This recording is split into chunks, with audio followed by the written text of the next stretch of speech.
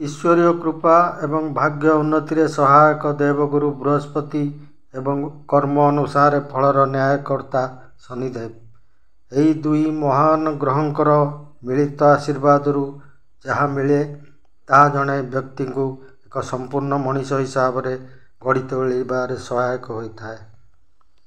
परिवर्तनशील समय मध्य बेले बेले जीवन रे एमिति एक मोड़ आसे। यही दुई महान ग्रहंकर मिलित दृष्टि गोटे बिंदु उपरे केंद्रीभूत हुए एवं तार परिणाम अतिमात्रा आश्चर्यजनक एवं प्रभावशाली होता है। देवगुरु एवं शनिदेव ग्रहमंडल मध्य यही दुई ग्रह सबुठारु लंबा अवधि पर्यंत गोटे राशि रे अवस्थान करती एवं कौन सी काम को परिणाम रे परिवर्तन कराइबारे सामर्थ्य प्रदान करथांती। जेबे भी कौन सी एक निर्दिष्ट घर उपरे यही दुई महान ग्रहंकर शक्ति समाहित हो जाए सही घर अतिमात्रा प्रभावी एवं जागृत हो जाए। आपणक राशि ता केउं घर बा भाव जहाँ उपरे यही दुई ग्रहंकर दृष्टि पड़ुछि कौन से घरर महत्व एवं कौन परिणाम मिलिबो ता उपरे आज विशेष एवं महत्वपूर्ण विश्लेषण। कारण कौन सी विशेष घटना घटिबा पूर्व जागृत होगा से विशेष घटनार सुफल पाइबार रास्ता बाछिबा सहज होता है। नमस्कार, नक्षत्र 360 समस्त दर्शकों को सादर अभिवादन। मोर कंटेंट एवं प्रेजेंटेशन जदि आपन को शिक्षणीय लगे तेबे वीडियो को गोटे लाइक करेंगे, शेयर करेंगे एवं चैनल को सब्सक्राइब करेंगे जहाँफल अपलोड होगा परवर्ती महत्वपूर्ण वीडियोर नोटिफिकेशन आपण पाखे पहुँची पार। अगस्ट 13 तारीख रु देवगुरु बृहस्पति निजर नक्षत्र पुनर्वसु नक्षत्र रे प्रवेश कर सारी स्वयं निजर नक्षत्र रहिबारु गुरु एवं स्वाधीन भाव निजर प्रभाव प्रदान करेंगे। महत्वपूर्ण होउची एही नक्षत्र पुनर्वसु जार अर्थ आउ थरे स्थापना हेबा आउ थरे आरंभ हेबा। अन्य पक्षरे कर्मफलदाता शनिदेव एवं अछंती निजर नक्षत्र उत्तर भाद्रपद रे ग्रह माने नक्षत्र प्रभाव रे फल दे थांती। एही दुई महान ग्रह एवं निज निजर नक्षत्र रे विचरण करुथिबारु अत्यंत शक्तिशाली एवं प्रभावशाली रहिबो तांकर प्रभाव। गुरु एवं अछंती मिथुन राशि रे जहाँ कि मेष राशि तृतीय घर। गुरुंकर तीनोटी दृष्टि पंचम सप्तम एवं नवम दृष्टि। गुरुंकर पंचम दृष्टि रहुछि 7 नंबर राशि उपरे जहाँ कि मेष राशि सप्तम घर।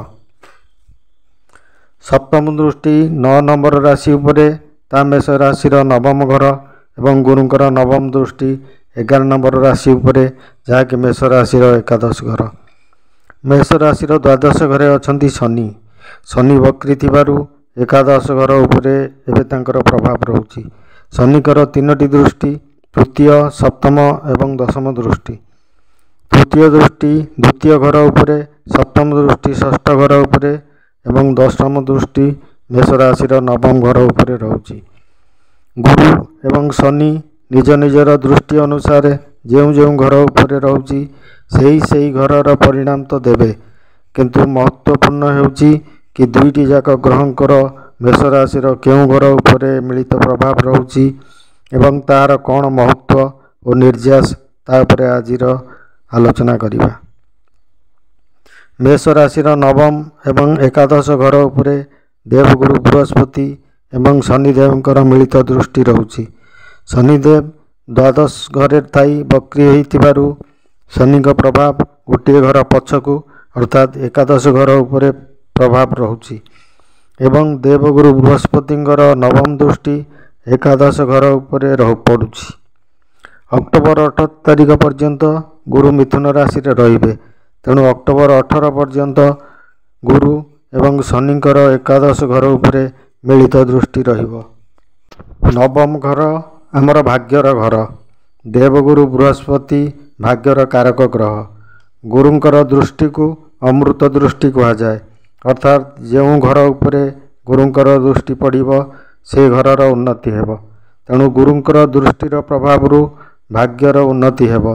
शनिदेव कर्मर कारक ग्रह। शनिंकर दृष्टिर प्रभाव रे आमर कर्मरे उन्नति हेबो, अर्थात आमे जहाँ भी कर्म करिबा ता भाग्य उन्नति रे सहायक हेब। नवम घर पितांकर घर। पितांक पई जदि कौनसी प्रकार असुविधा थिला, पितांकर स्वास्थ्य रे जदि किछि असुविधा थिला सेथिरे सुधार हेब। पितांकर चाकरी रे, व्यवसाय रे, स्वास्थ्य रे उन्नति हेब। पितांक सहयोग रे आपणकर उन्नति हेब। एही समय आपण धर्म प्रति आकर्षित हेबे। पूजा पाठ धार्मिक काम करिवे।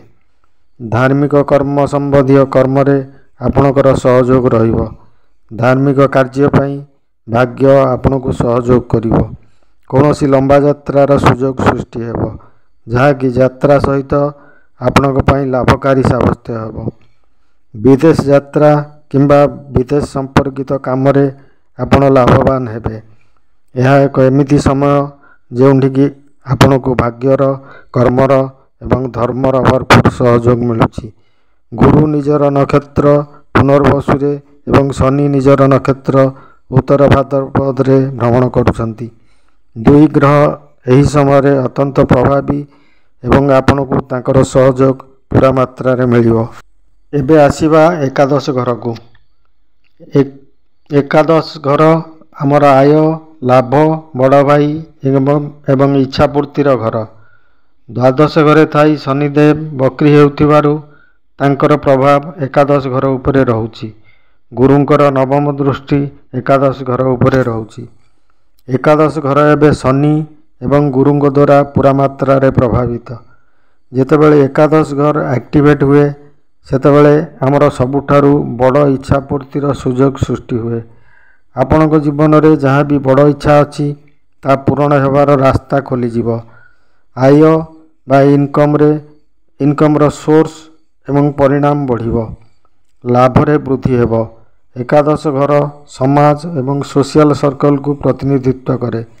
यदि आपण सोसाइटी रे सोशल सर्कल सहित जड़ित, सोशल मीडिया सहित जड़ित कौनसी काम करूछंती सेतिरे आपण लाभवान हेबे।